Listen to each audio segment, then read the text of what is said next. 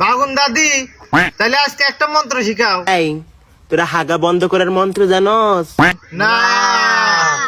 যখন হাগা আসবে নাই, মনে কর বাজারে গেছোস বা কোথাও গেছোস, এখন হাগা আইসে হাগতে পারবি না, কি কইবি জানোস?